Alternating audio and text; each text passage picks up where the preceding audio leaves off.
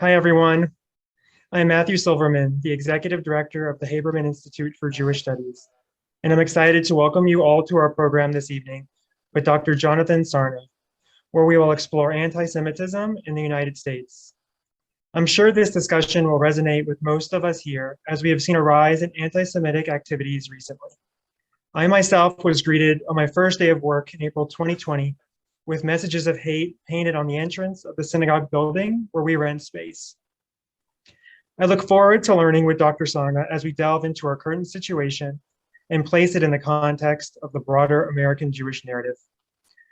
I would like to extend a special thank you to Andrew Ammerman for sponsoring this lecture in loving memory of Josephine and H. Max Ammerman and Stephen C. Ammerman.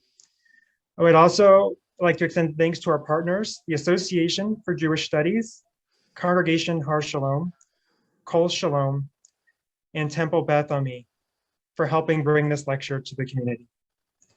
And now I would like to welcome Bill Halpern, the Haberman Institute Board Treasurer, to introduce our speaker.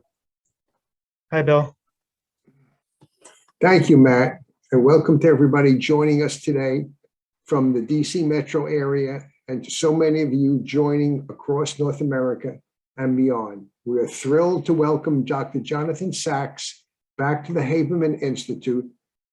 Jonathan Sarna back to the Haberman Institute to speak on anti-Semitism in the United States in historical perspective. At the Haberman Institute, our mission is to share high quality, in-depth encounters with Jewish thought, history, and culture, as I'm sure tonight's lecture will accomplish. Through ongoing courses, classes, and cultural programs, we aim to meet each of our learners where you are and offer new on-ramps to Jewish learning. We will open 2022 with a panel discussion on Shemitah, focusing on historical and contemporary perspectives, literally 7 years in the making. You can learn more about this program and so many more on our website, habermaninstitute.org. On to tonight's program. Dr. Jonathan Sarna is the University Professor and the Joseph H. and Bell R. Braun Professor of American Jewish History and Director of the Schusterman Center for Israel Studies at Brandeis University. He is past president of the Association for Jewish Studies and chief historian of the National Museum of American Jewish History in Philadelphia. Dubbed by the Forward newspaper in 2004 as one of America's 50 most influential American Jews, he was chief historian for the 350th commemoration of the American Jewish community and is recognized as a leading commentator on American Jewish history, religion, and life in 2009. He was elected in 2009, he was elected to the American Academy of Arts and Sciences. He holds 4 honorary degrees. Born in Philadelphia and raised in New York and Boston, Dr. Sarna attended Brandeis University, the Boston Hebrew College, Merkaz Harav Kook in Jerusalem, and Yale University, where he obtained his doctorate in 1979. From 1979 to 1990, Dr. Sarna taught at Hebrew Union College, Jewish Institute of Religion in Cincinnati, where he rose to become Professor of American Jewish History and Director of the Center for the Study of American Jewish Experience. He has also taught at Harvard, Yale, the University of Cincinnati, and at the Hebrew University in Jerusalem. Dr. Sarna returned to Brandeis in 1990 to teach American Jewish history in its Department of Near Eastern and Judaic Studies. He chaired that department 3 different times, chaired Brandeis's Hornstein Jewish Professional Leadership Program twice, and now directs its Schusterman Center for Israel Studies. He's married to Professor Ruth Langer, and they have 2 married children, Aaron and Leah. I'm sure that Dr. Sarna has a lot to share with us, so I'll turn the program over to him now. After the formal presentation, we will open the floor to your questions, which we will accept only through the Q&A function on Zoom. And with that, the Zoom box is yours, Dr. Sarna. Thank you again for sharing your insight, expertise, and time with our community. Well, thank you very much. And it's always an honor and pleasure to be at the Haberman Institute. And it also offers me an opportunity to recall Rabbi Haberman, who was a great friend, really, of first my parents and then my wife and me. And we miss Rabbi Haberman, but what a great legacy in the Haberman Institute. Now, I wish that our subject were a more uplifting one, but alas, and I think perhaps somewhat to the surprise of many people, even if it's not uplifting, it's a necessary one. Last January, and let's begin there, and if we could have the slides, please. Next slide, please. Last January, many of us were shocked while watching the insurrection unfold at the Capitol to see among the insurrectionists a long-haired, long-bearded man. You see him slightly on the left there, and then also on the right, wearing a black Camp Auschwitz t-shirt emblazoned with a skull and crossbones, and under it the phrase, "Works bring freedom," an English translation of the Auschwitz concentration camp motto, Arbeit macht frei. Spectators reported that on the back of that t-shirt was the word staff, as if to glorify those who participated in the extermination of 6 million Jews. Now, we probably, next slide, should not have been shocked. Please recall, next slide, please, that the 2016 election was riddled with anti-Semitic memes and messages. Look at that Star of David there. And then next slide, please, a Unite the Right rally in Charlottesville in 2017. Witness chants, and of course it's been in the news recently, "Jews will not replace us."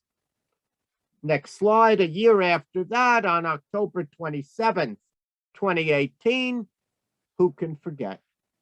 A mass shooting at Pittsburgh's Tree of Life synagogue, allegedly perpetrated by a white nationalist who railed on social networks against immigrants and the Hebrew Immigrant Aid Society. And of course, that shooting left 11 people dead, 7 wounded. It was the deadliest attack on an American Jewish community in history. Next slide, another attack 6 months later on the Chabad of Poway Synagogue by a gunman who accused Jews of planning genocide of the European race, reinforced fears that alt-right extremists had Jews in their sights. Next slide. The alt-right, however, is not alone in fomenting contemporary anti-Semitism. An attack in 2019 that killed 5 people at a kosher market in Jersey City. Next, and another attack, next slide, that same year, on the Hanukkah party of a Hasidic rabbi in Muncie that killed 1 and wounded 5, demonstrated that militant African Americans on the extreme left have likewise committed anti-Semitic violence. Next slide. And then, of course, there are Islamist anti-Semites. This is reportedly one of them. Next slide, please. And And here we see a slide, Islamist website suggesting that 9/11 was not caused by Osama bin Laden or by Muslims, but actually was all the fault of the Jews. And indeed, we've seen study after study that tells us that many Jewish students, three-quarters, half, depending on which study it is and how they did the research, report being victimized by anti-Semitic canards, claims that Jews have too much power, and that Israel has no right even to exist. So we have three groups of anti-Semites: the extreme right, the extreme left, and the Islamists. Those three groups actually don't agree on many things, but they're all persuaded that at the source of their problems are the Jews. Now, the reason I think that there's been such surprise about contemporary anti-Semitism is that a bunch of scholarly studies beginning in the mid-1990s, really a generation ago, optimistically concluded that anti-Semitism had ended in the United States. Next slide, please. Some of these studies, here's a book, The Death of American Anti-Semitism, a better known book, next slide, argued that Jews, far from being persecuted, had instead become white folks in America, people of privilege. Many Jews, non-Jews, who grew up hearing about anti-Semitism, but not personally experiencing it, concluded indeed that anti-Semitism had become history, kind of akin to the old wars of religion that once pitted Catholics against Protestants. It was all past and over with, of interest only to fuddy-duddy historians like myself, but not something that young Jews needed to worry about. And that's why recent events have shocked so many Jews, especially young Jews. Nothing had prepared them to expect that Jews in America would once again be targeted as Jews. In fact, a lot of young Jews tell me that they didn't learn anything about anti-Semitism. And of course, a lot of Americans don't even know what the word means. We need to explain that it means hatred of Jews. Next slide, please. Now, the scholarly study of American anti-Semitism began very late after World War II. The most important early essay appeared in 1957, and I think it remains a starting point for serious scholarship on the subject of American anti-Semitism. Next slide, please. Professor John Hyam, who, by the way, was not himself Jewish, taught us very important themes. First, that anti-Semitism in America has been discontinuous. It waxes and wanes over time. It is not linear. It goes up and down.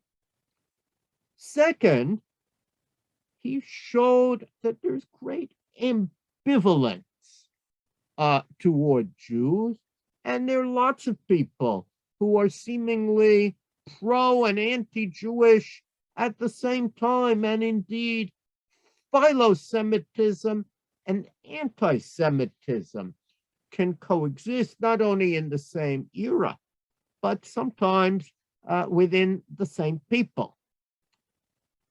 Third,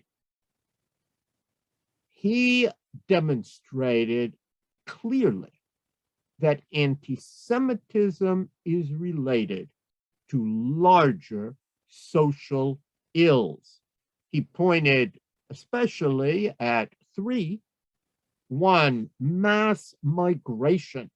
When society seems to be changing, people are worried by the coming of newcomers and by geographical shifts.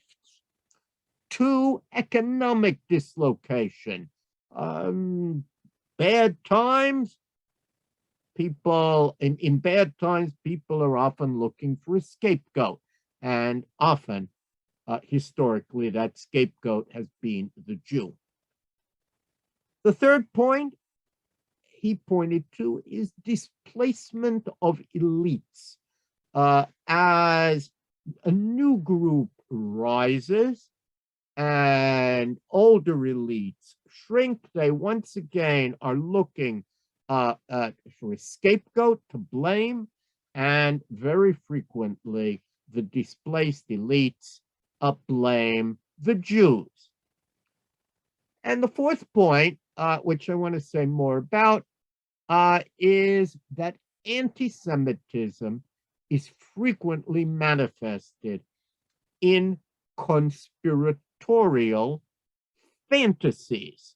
And let me talk about that a bit more because we see it so much in our own time. Next slide, please.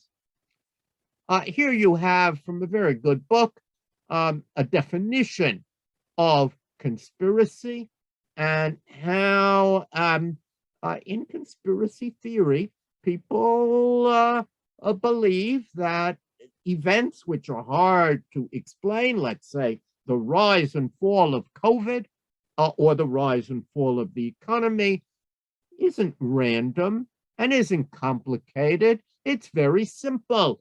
It's controlled by massive demonic forces, people who are working behind the scenes to shape these events.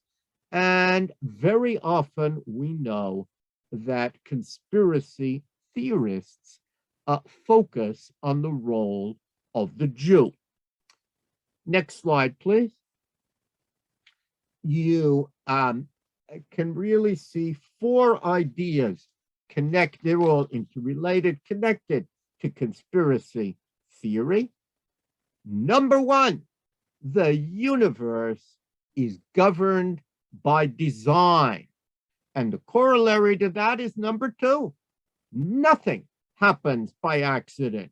You may imagine that COVID or forest fires are accidental, but that's only because you don't recognize the conspiracy that is so obvious to conspiracy theorists.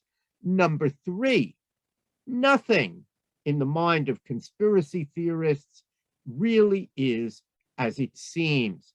Only naive people, they say, believe what they see in front of them. The cognoscenti, those who really understand that there is an underlying conspiracy. And number four, that everything is connected. Now, let me remind you a classic conspiracy theory. Many of you are in Washington and listen to Congresswoman Marjorie Taylor Greene, and you remember that she proclaimed that California forest fires were started by Jewish space lasers. There was design, Nothing happens by accident. Those space lasers belong to the Rothschilds, and everything is connected. So the goal of the Rothschilds, she said, was to clear room for a high-speed rail project. And in that claim, you see every element of a conspiracy theory. They're very hard to disprove, but very frequently they have been central elements of the anti-Semitic mind. And of course, as much of what I'm saying, this is the case, it's not only anti-Semitism. Much of this applies to hatred in general. Okay, Chaim's central themes: discontinuity, cultural ambivalence, the link between anti-Semitism and larger social ills, and conspiratorial fantasies. They still dominate the study of American anti-Semitism. Professor Chaim focused on the late 19th century when, as we'll see, the word anti-Semitism entered the American lexicon and overt forms of anti-Jewish discrimination became commonplace. And by no accident, that's when immigration spiked. But it wasn't long before historians showed that many of the themes that Professor Chaim found in the late 19th century applied to earlier and later periods in American history as well. Next slide. Today, we know that antagonism toward Jews really began here in America, along with Jewish communal settlement in New Amsterdam, what is today New York, back in 1654. This handsome fellow is the Dutch governor of New Amsterdam. His name was Peter Stuyvesant, and he considered all forms of religious nonconformity a great threat to public order. He thought the way to maintain an orderly colony would be to unite everybody under one religion, his own, Dutch Calvinism, but he particularly singled out Jews as being deceitful, very repugnant, hateful enemies and blasphemers of the name of Christ.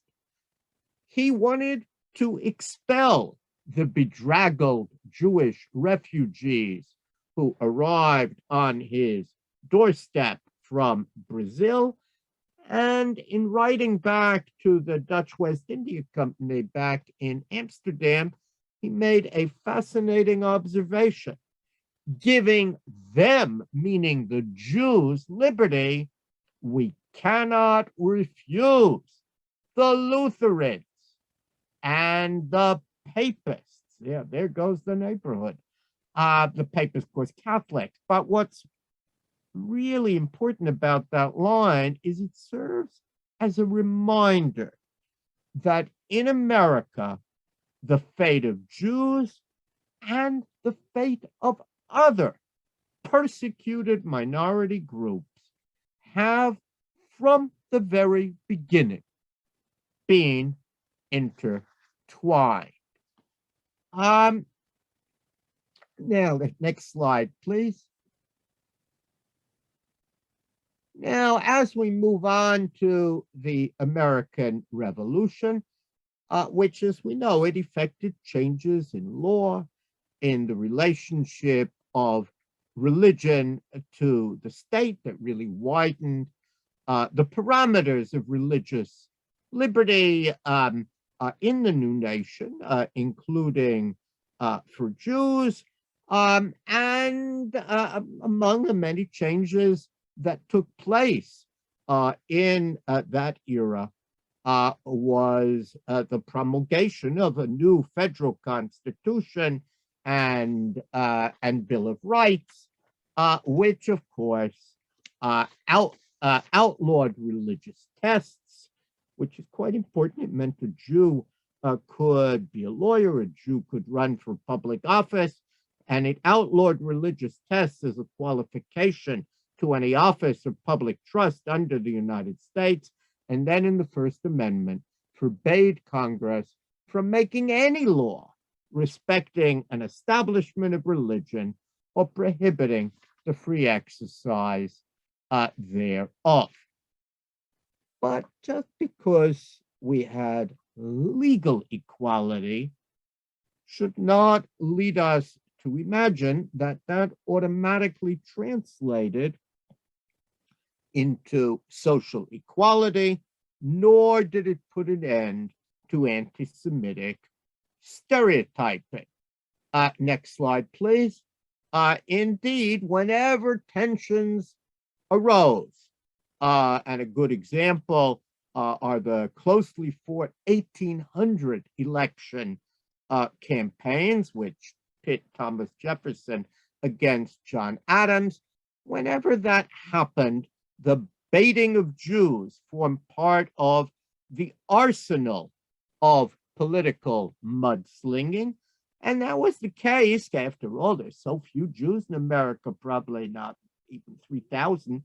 But you had anti-Semitism, even as in the case of a man named John Israel of Pittsburgh in 1800, even when the candidate in question was not Jewish at all.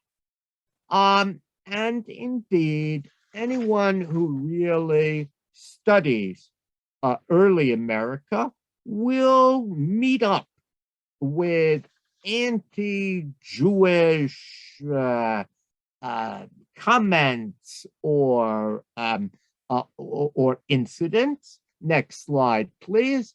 I was early in my career happy to discover when I read early newspapers this amazing quote from a newspaper called The German Correspondent that reported that in 1820, when maybe the Jewish population had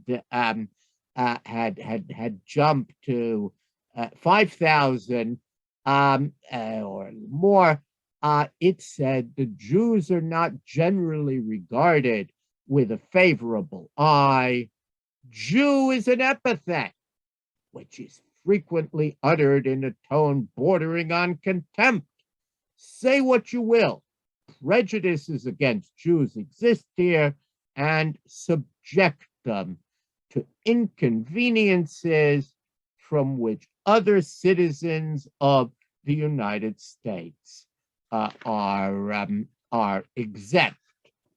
And anyone who studies the material, or anyone who looks at the career of the leading American Jew of those times, Mordecai M. Noah, will certainly see that they experienced anti-Semitism.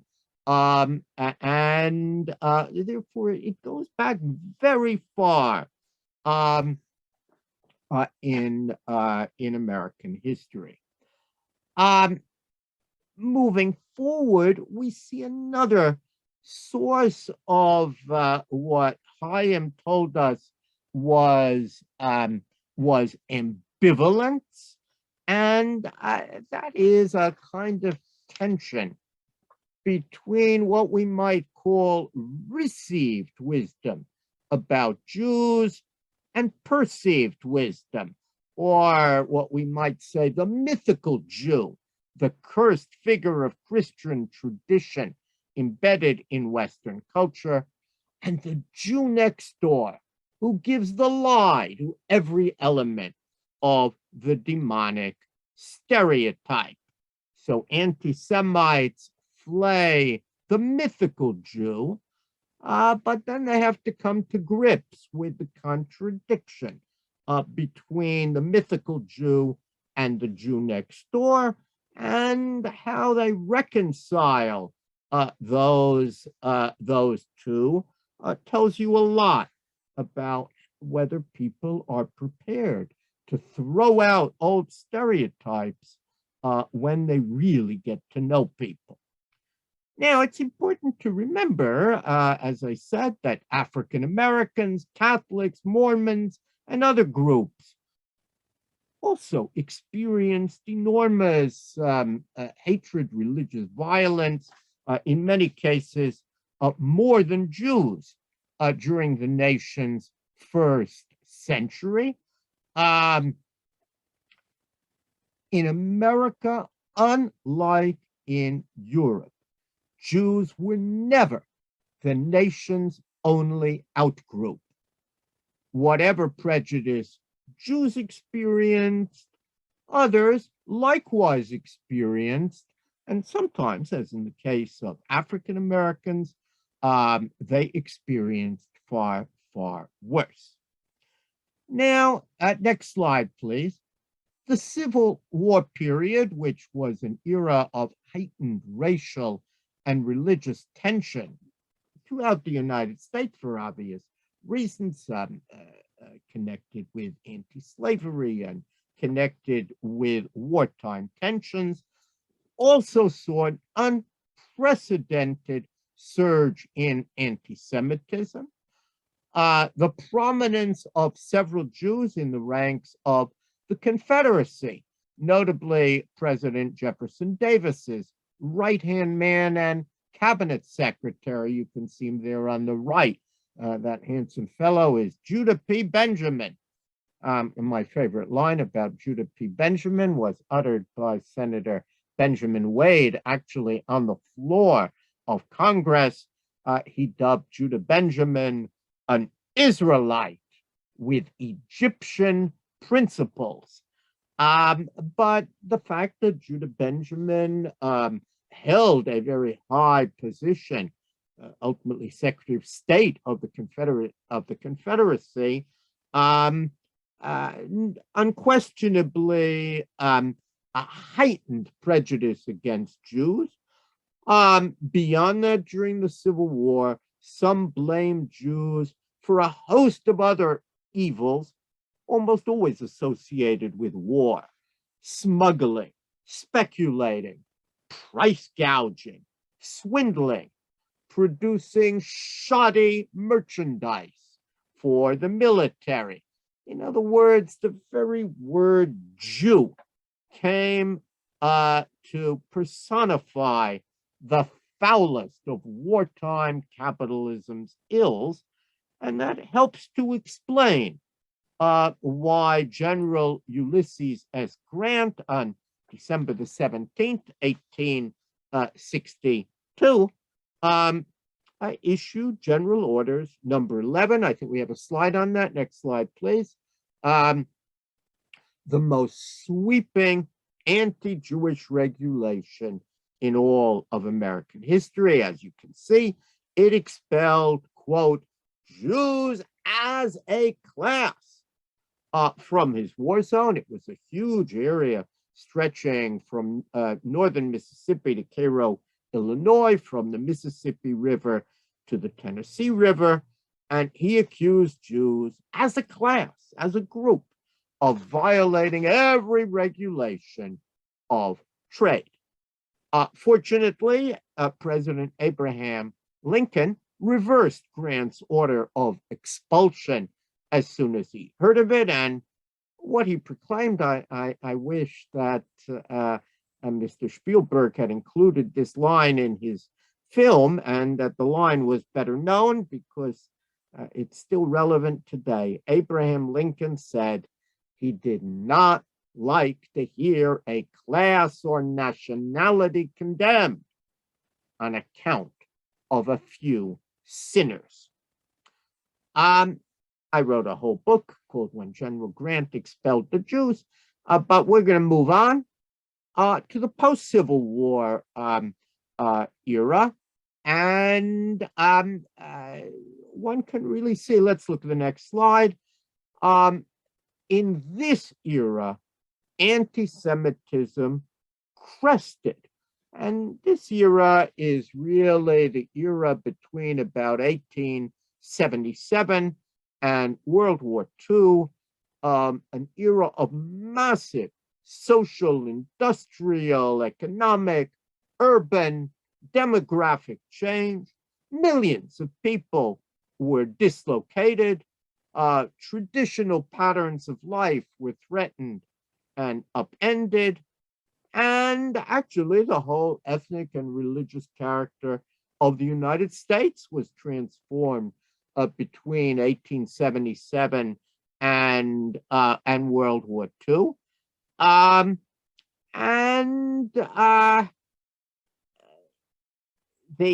lot of outsiders bore the brunt of the social tensions stirred by these cataclysmic changes.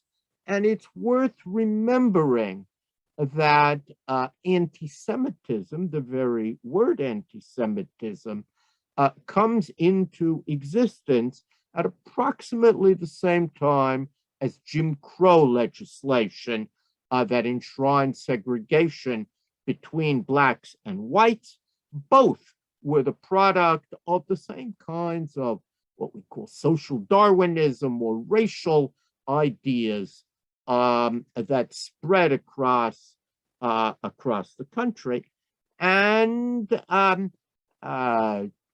Jews certainly were victimized. This is, at large, a period of unprecedented growth in the Jewish population, never equaled before or since. There were about 250,000 Jews in 1880.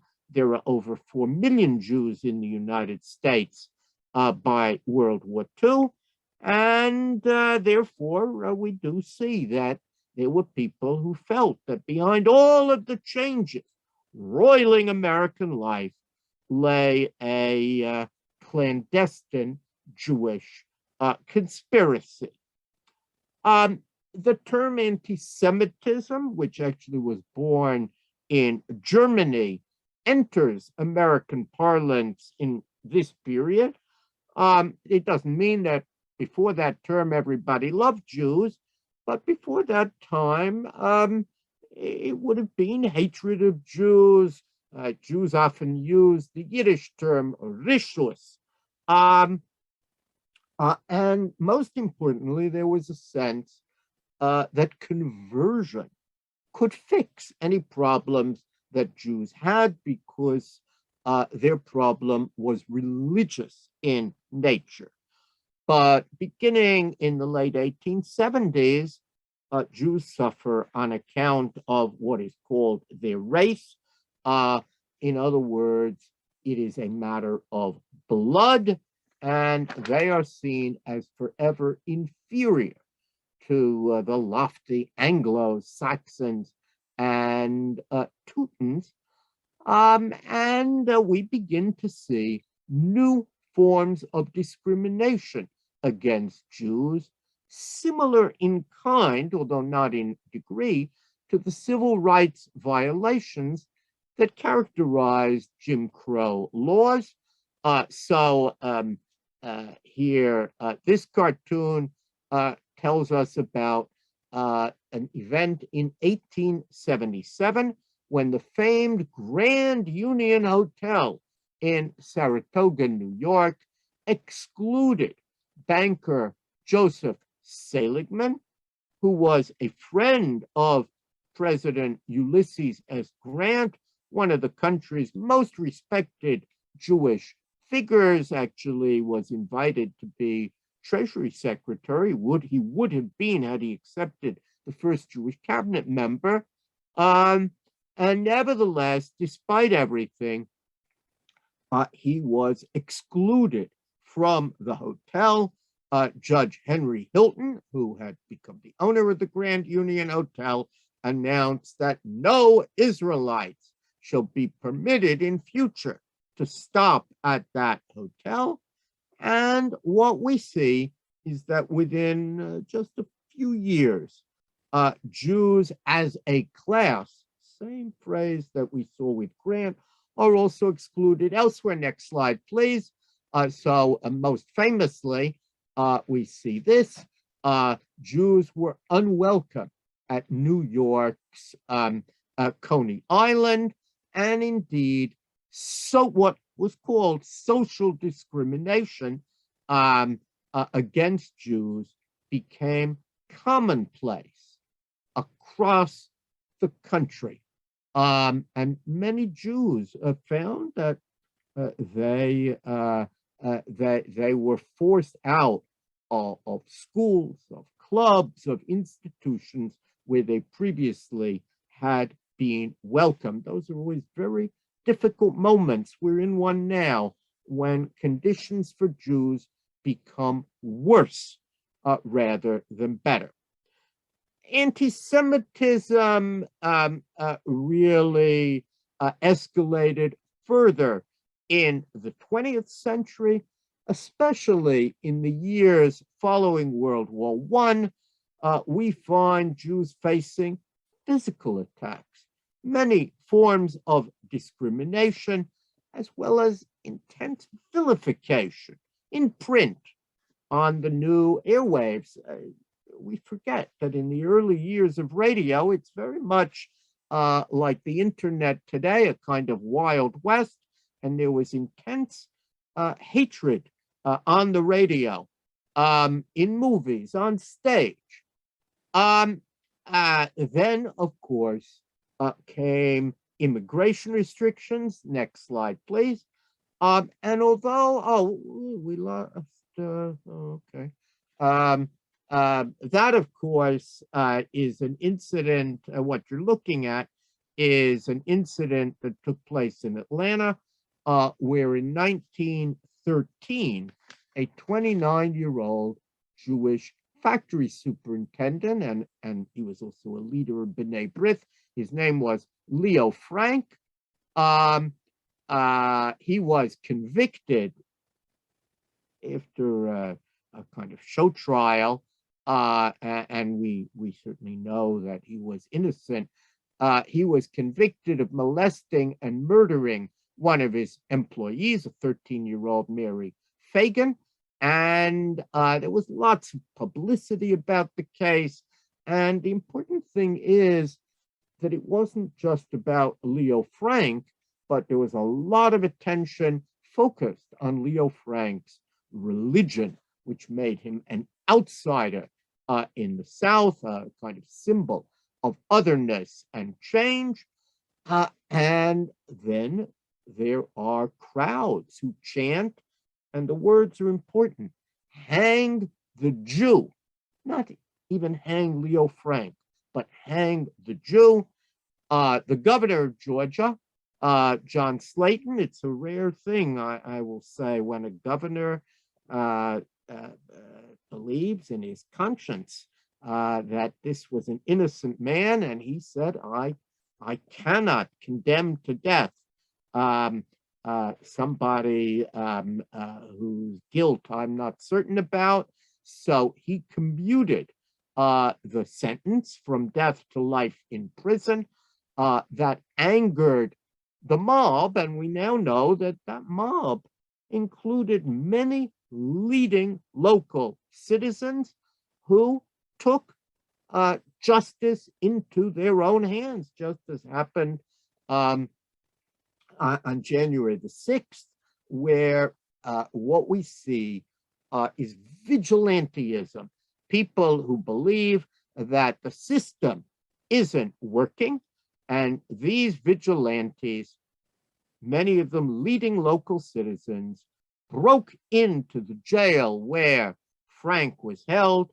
They kidnapped him, they lynched him. The most famous lynching of a Jew in American history.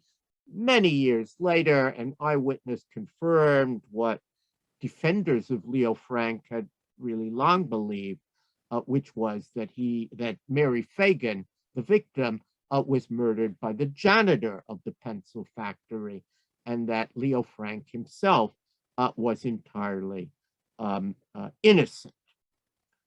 Now, following World War I, where we see, I think, the Red Scare and all sorts of other fears in America, Manifestations of anti-Semitism rise further. Next slide, please. This is the era when we see the introduction of new, very strict immigration restrictions, the National Origins Immigration Act, known as the Johnson-Reed Act, which really directly limits the number of Jews entering the United States. The word Jew is not found in the act, but anyone who reads the congressional record will find that Congressman Johnson, Albert Johnson, who authored the legislation, he really argued that America was in danger of being swamped, his word, by, quote, abnormally twisted and unassimilable Jews, filthy, un-American, often dangerous in their habits. Though he's talking about the ancestors of many people who are watching today. And there's an important lesson there. As I say, the legislation did not, in the end, mention Jews. That tells you something about America. And there's no question that other groups likewise faced restrictions. But it is well to remember that this law's impact on Jews persecuted around the world proved particularly severe. Suddenly, America was no longer welcoming to Jewish refugees. It's rather interesting that the very first year when we see more Jews moving to the land of Israel than to America is 1925.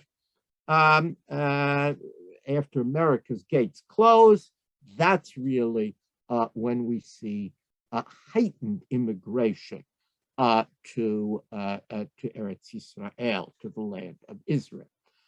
Now, much of the anti-Semitism in the 1920s bore the imprimatur of a national hero, the automaker Henry Ford. Next slide, please.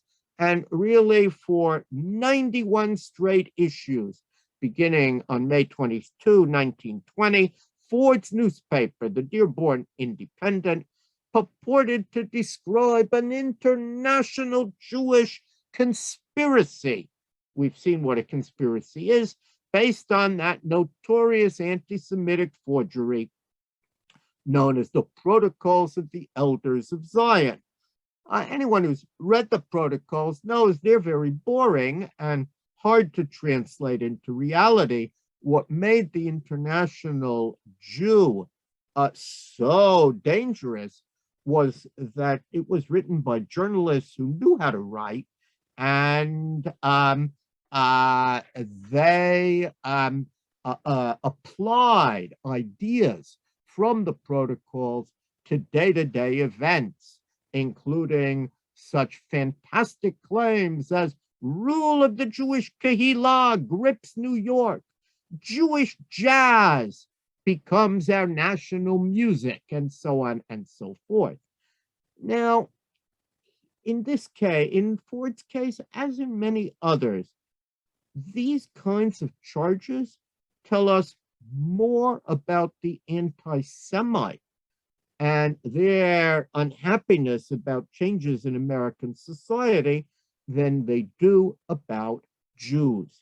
Very often, anti-Semitism is really what a great scholar called a cultural code, meaning that it tells us a lot about the culture and the problems of the day. It doesn't tell us that much about Jews.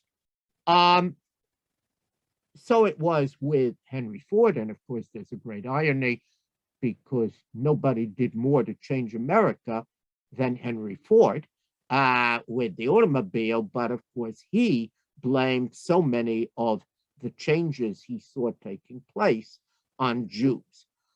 In 1927, under intense economic and legal pressure, Ford apologized, but by then the damage had been done.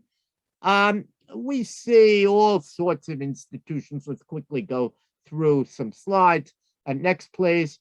That kept Jews out. You had quotas. You had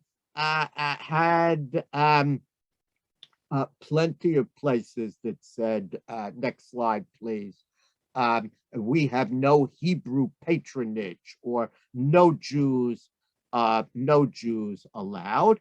And excuse me, what was important was that Jews weren't excluded on merit basis, but simply on account of their ancestry and faith. Next slide, please.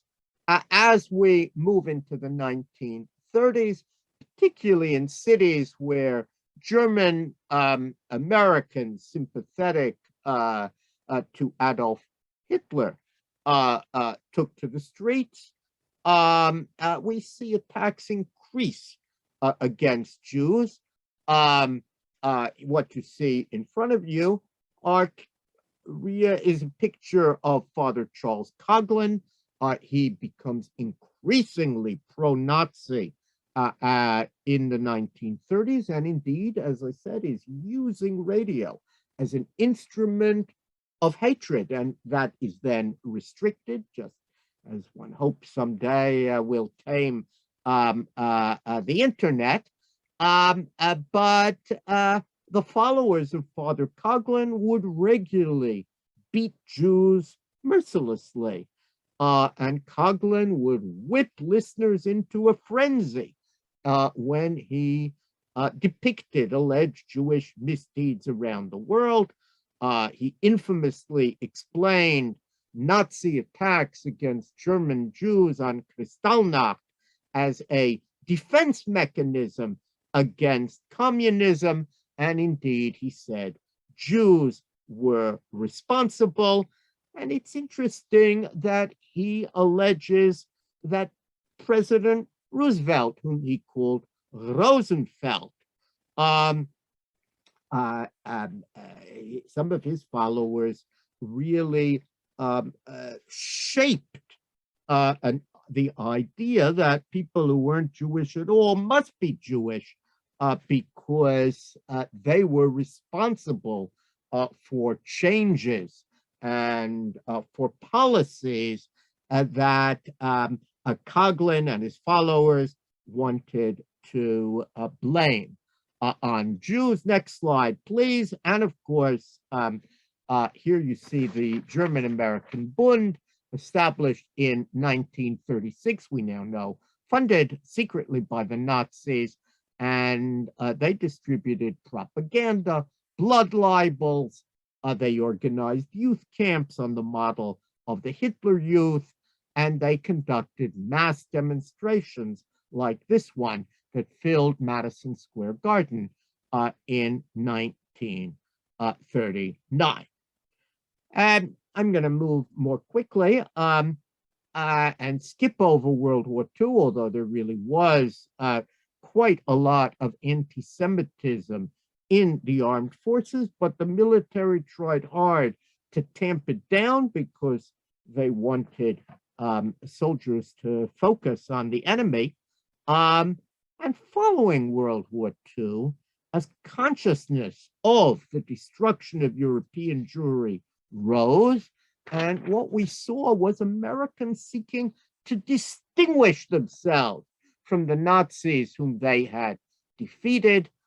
Organized anti-Semitism in America declines dramatically.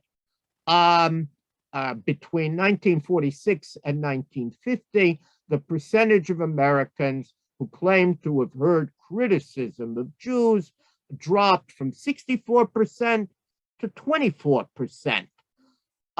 Next slide, please. And of course, you had films like Gentleman's Agreement that worked to bring home to Americans what anti-Semitism had wrought, and increasingly, anti-Semitism is associated with our enemies.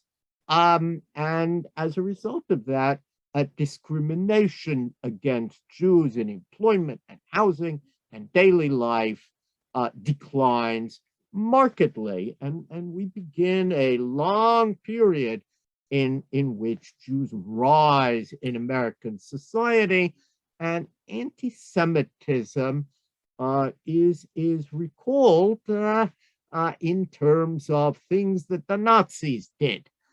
One of the tragedies of our time is that that memory has, of course, largely been forgotten. And as I tell students, they are the last generation that will be able to say they knew survivors, and there is a relationship between the rise of anti-Semitism and the loss of direct memory of the Holocaust. Now, I would not want to suggest that anti-Semitism completely disappeared. Next slide, please. Especially in the South, we find that opponents of civil rights punish Jews for supporting civil rights. We had lots of synagogue bombings. This is the most infamous of them, October 12th, 1958, 60 years almost to the day before Pittsburgh, a bomb tore apart the temple, the oldest and most distinguished Reformed congregation in Atlanta. Something on the order of 10% of the bombs planted by extremists between 1954 and 59 targeted Jewish institutions, synagogues, rabbis' homes, Jewish community centers, and the like. Next slide, please. This, of course, is the 1991 ugly riot in the Crown Heights section of Brooklyn. And again, if you go to Crown Heights, they like to call it a pogrom, a real battle that took place. Many in 1991 believed that that this event, the Crown Heights riot, was the beginning of worse to come, but actually that's not what happened. As the 1990s progressed, it's also a period of very significant economic growth. Anti-Semitism really declines. And so, next slide, when Professor Leonard Dinerstein published the first and really the only scholarly history of American anti-Semitism in 1994, this was his life's work, his book ended on a very hopeful note. Greater tolerance and acceptance of diversity in the United States, he concluded, showed that anti-Semitism has declined in potency and will continue to do so for the foreseeable future. And members of the millennial generation born at that time believed him and concluded that Jews really had become white folks. Persecution was history. Only people of color faced hatred. And really the subject of anti-Semitism faded from public view for 2 decades. But as we now know, anti-Semitism endured, especially, excuse me, on the margins of American society. So on the extreme right, we had Holocaust deniers, conspiracy theorists, neo-Nazis, white supremacists. On the extreme left, there were Black nationalists and those who delegitimize, demonize, applied double standards to the state of Israel. Neo-communists blamed Jews for capitalism and globalization, and advocates for the third world view America and Jews as kind of interlinked colonial oppressors. And finally, there is Islamist elements influenced by Arab counterparts in the Middle East, who elided American Jews with Israelis. Those three groups, as I said at the beginning, have different complaints, different agendas, almost nothing in common, but they share a great fantasy, which is that Jews lie at the root of their problem. And from the margins, anti-Semitism roared back into the mainstream in our time. Let me quickly talk about recent developments. Next slide, please. Of course, this is George Soros. What is fascinating is, in terms of conspiracy, look at all of the things that he is allegedly responsible for. Remember, I said everything is connected, and he is seen as that person who makes everything from the Arab Spring to the anti-Trump protest to Black Lives Matter and so on. He is shaping, according to conspiracy-minded folks, world events. Mr. Soros doesn't personally identify as Jewish. His background is, but that scarcely matters. It's ascribed Judaism. And just as, next slide, please, in an earlier day, the Rothschilds were depicted as the controlling events, so now he is so depicted. Next slide, please.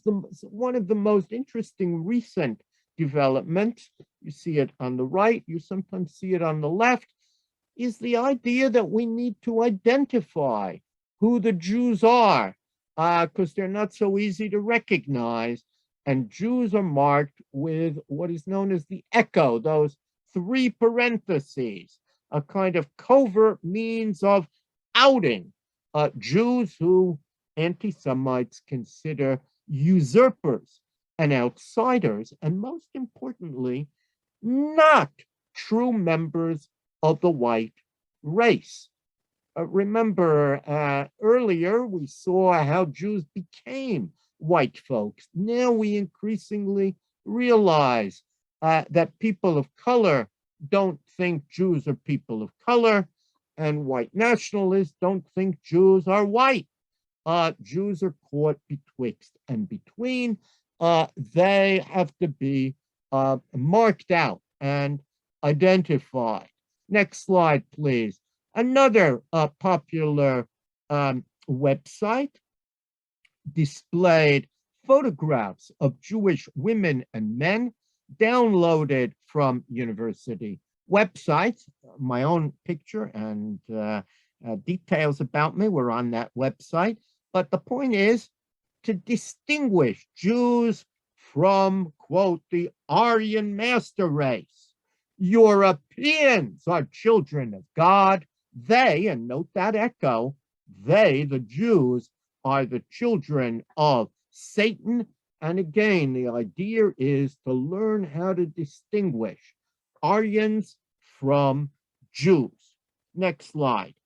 White nationalists regularly employ the term white genocide as a shorthand way of expressing the fear that white population, members of the white population like themselves, will be overwhelmed by people of color and non-whites like the Jews in their mind.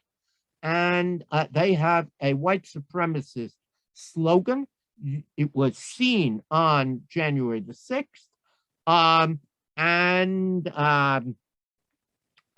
It was written by a man named David Lane, and it reads, "We must secure the existence of our people and a future for white children." If you hear a reference to 14 words, that's the 14. Look closely at the slide.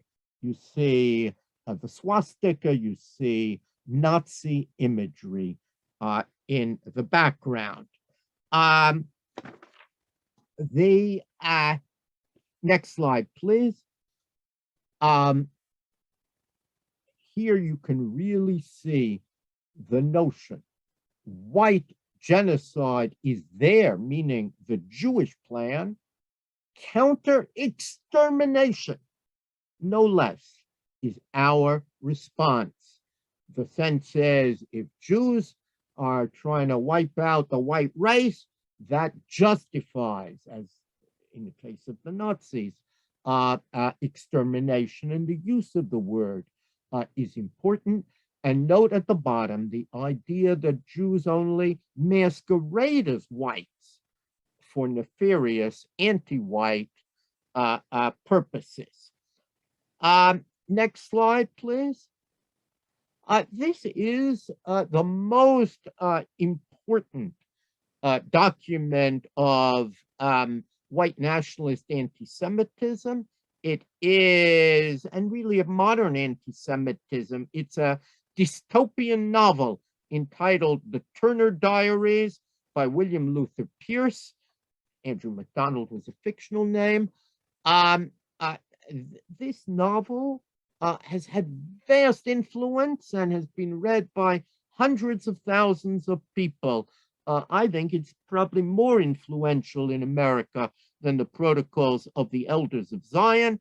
And the novel depicts the violent overthrow of the government of the United States, nuclear conflagration, race war, and ultimate extermination of non-whites, including Jews.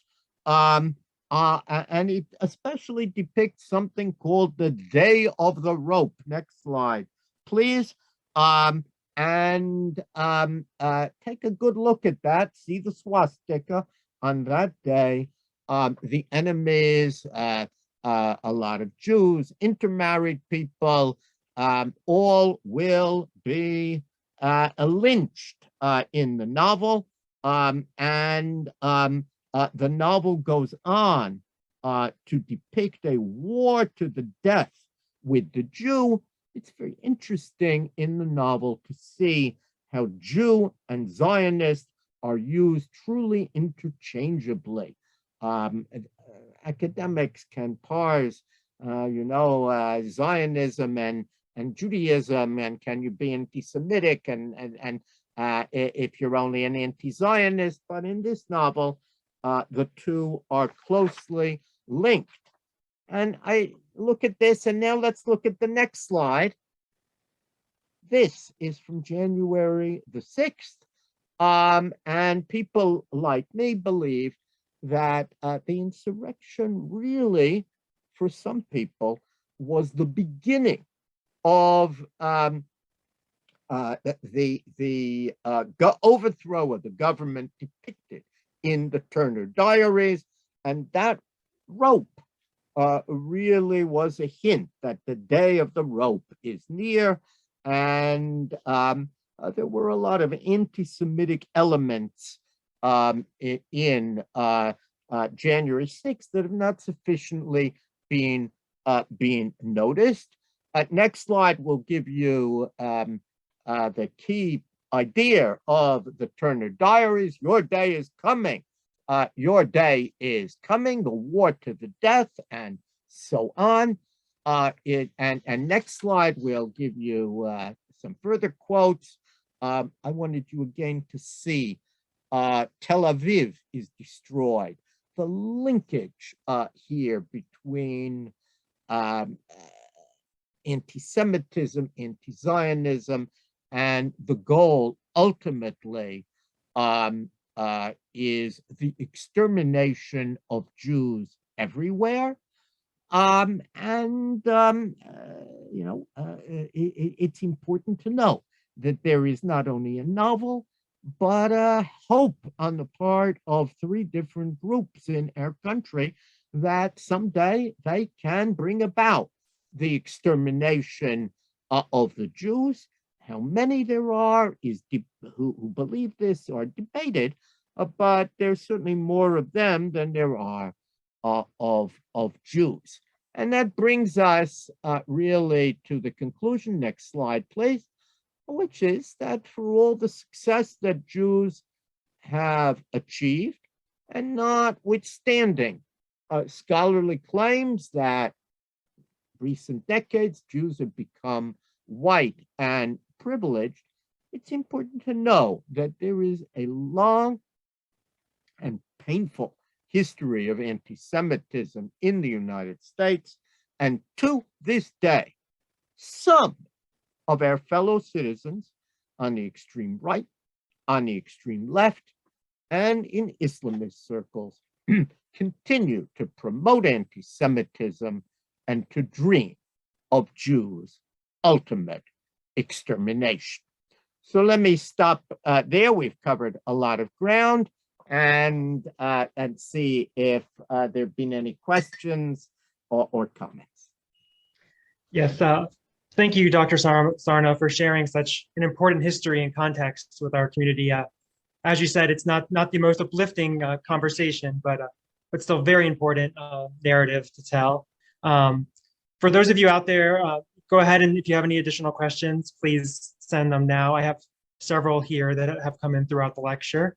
To begin with, there's a couple of questions, just more broadly, if you have any thoughts on the root of anti-Semitism or some of the root origins of it. There are, of course, people who go back all the way to either criticism, all the way to Christianity, or even to antiquity.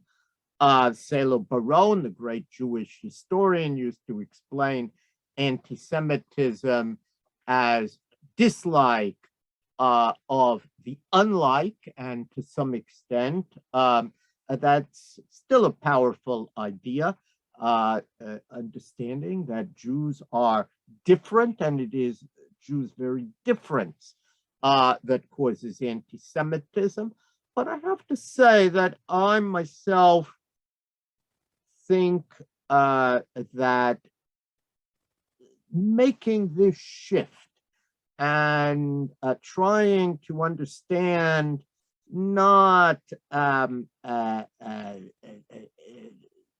Jewish aspect, but really the culture, and seeing anti-Semitism as a cultural code can be very, very productive. Too often, I think Jews blame themselves. Oh, if only we gave up Israel, or if only we reshaped our noses, or shaved off our beards, or stopped observing the Sabbath, anti-Semitism would disappear. By seeing anti-Semitism as a cultural code, I think we better understand that it tells us much more about the anti-Semite than it tells us about Jews, and that we may want to work on transforming the culture, but we shouldn't blame ourselves. There is no one way of responding to anti-Semitism. It's enormously important, I think, to understand that, yes, in some cases, it's ignorance.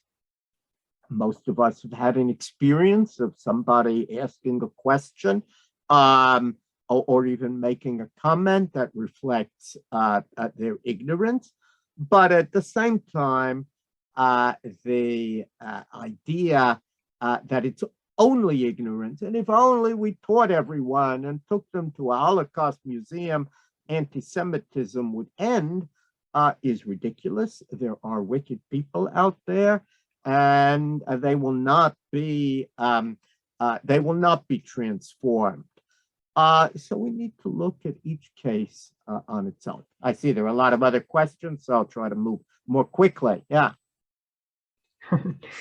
No worries. It's many questions have come in, so we're not going to have a chance to be able to get to all of them, but we'll get to as many as possible.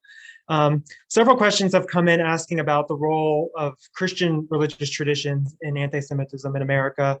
You had noted the Father Coughlin and whether or not the Catholic Church made any efforts or was involved in that narrative at all. I think it's a very important subject. And there we do have an uplifting story. Really, in 2 generations, we see a total transformation. In many communities in the 1930s, let's say in Boston, Jews and Catholics were really at each other's throat. Many Jews were beaten up and had memories of terrible anti-Semitism, and they assumed that the Catholic Church would always be anti-Semitic. Jump ahead, and of course we see Vatican II, we see figures like Cardinal Cushing, and today I think there are wonderful alliances in many communities between religious Jews and religious Christians, and that is not the source of anti-Semitism. And it's a subject worth studying because it serves as a reminder that if we plant seeds today, maybe another 2 generations from now, Jewish-Muslim relations will make the same transformation that were made by Jewish-Catholic relations over time.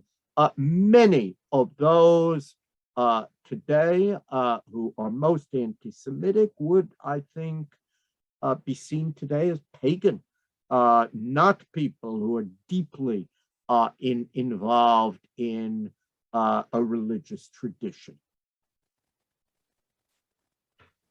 Thank you. Yeah, and you noted how maybe things can change in coming generations, and there's a great number of questions about what we can do to reduce anti-Semitism and why it's been so ineffective recently in contemporary times. I don't know if you have further thoughts on that.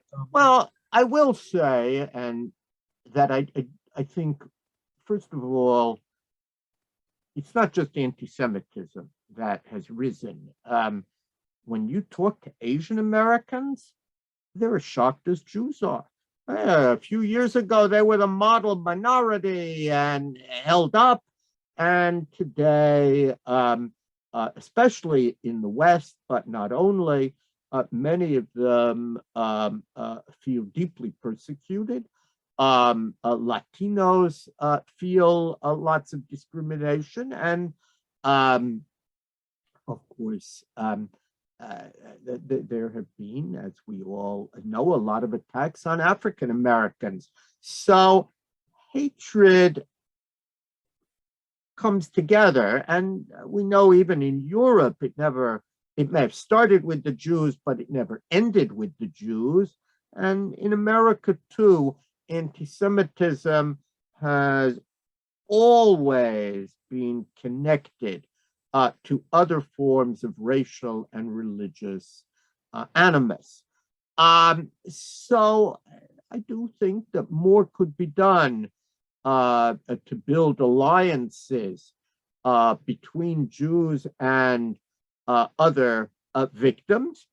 And no doubt more could be done to understand the vast gap between the haves and the have-nots in America, and how that is fueling hatred.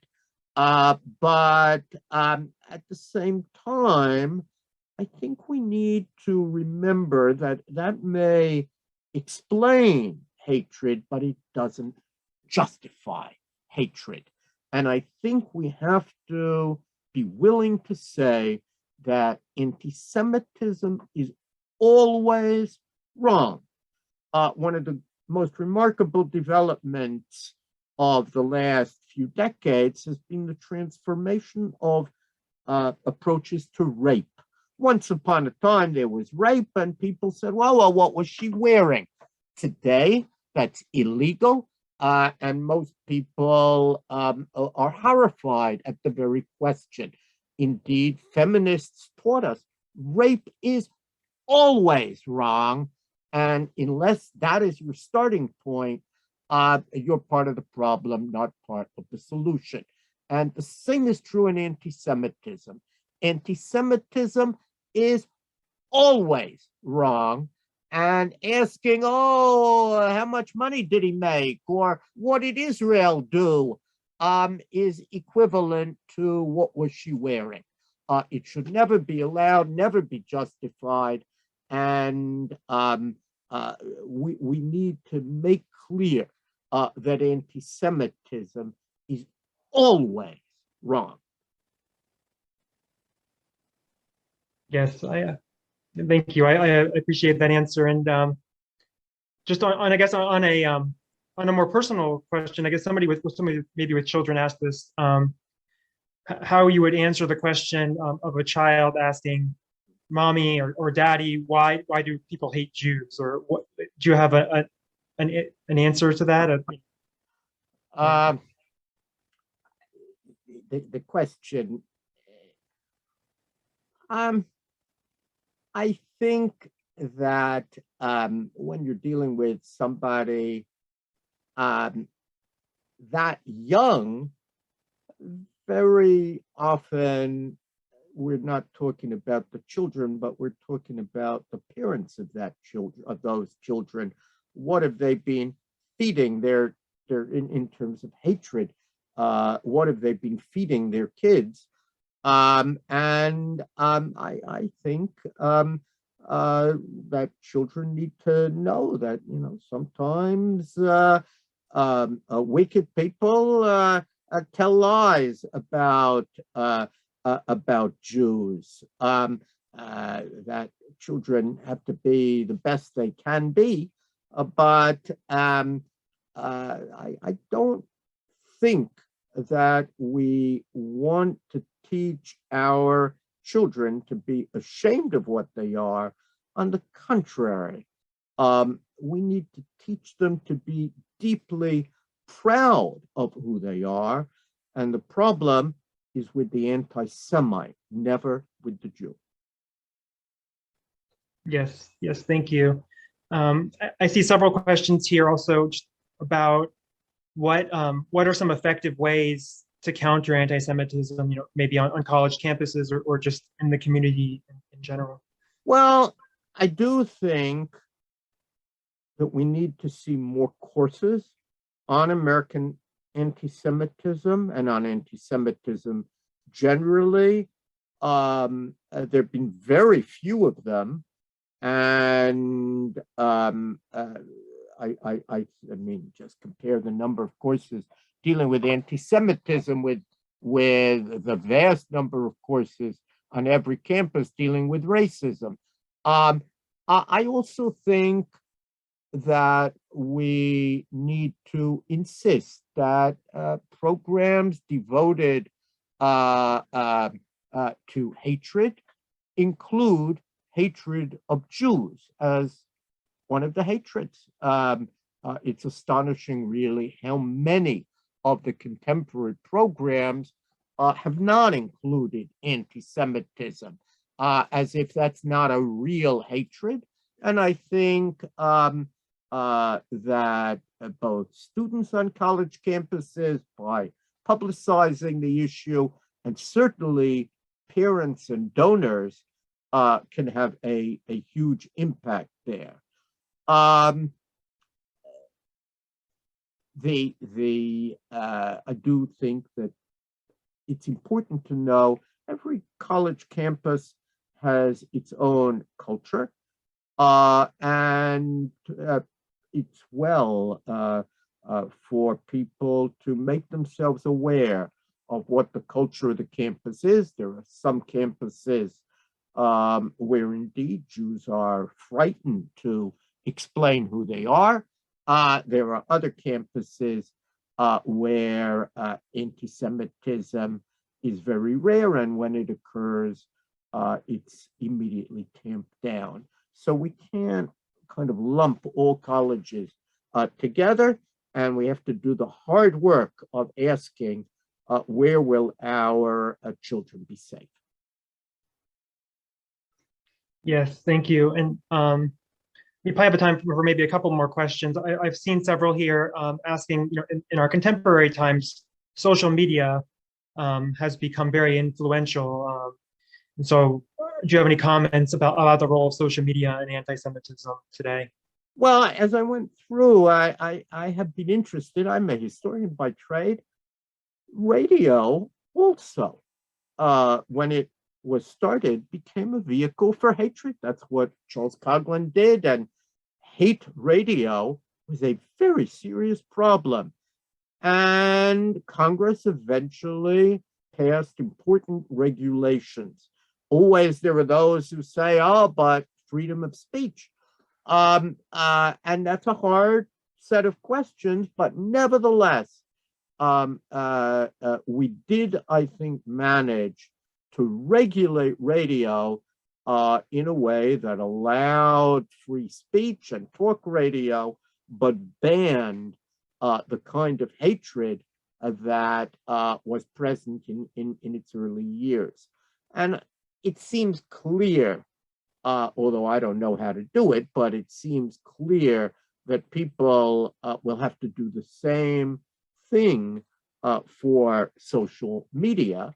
I'm sure it will be very difficult, but I think it is increasingly evident that it has to be policed and monitored. Yes, thank you. As a final question, a couple minutes here, but you've mentioned that education is very important going forward, and I saw with the renaming of to the Weitzman American Jewish History Museum that you're looking to have exhibits on, or I don't know if it was a permanent exhibit, but exhibits on anti-Semitism. I was wondering what kind of education you're thinking about having in the museum. Well, if I may say so, you just heard some of it. Meaning, I think many American Jews imagined that anti-Semitism was something that happened abroad. It didn't happen in America. They didn't have to worry about it. In America, only people of color suffer from hatred.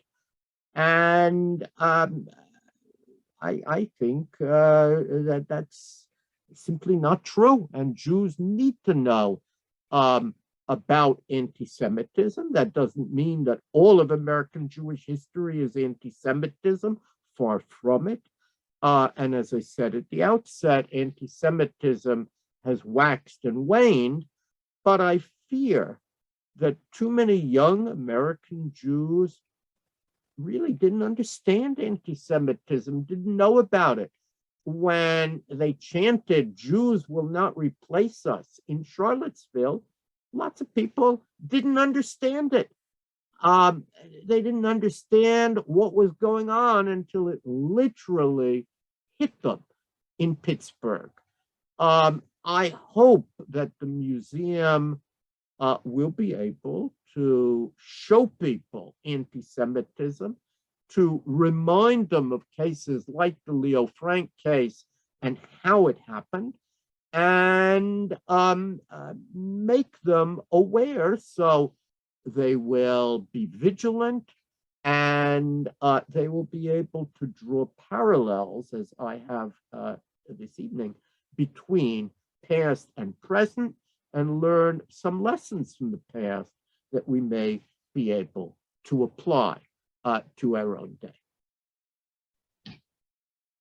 Great, thank you, and I think that's a perfect note to end on this evening. So thank you again for this very important lecture, and in your many words of wisdom, I'm sure our audience has gained very much this evening, and so thank you. Thank you for inviting me.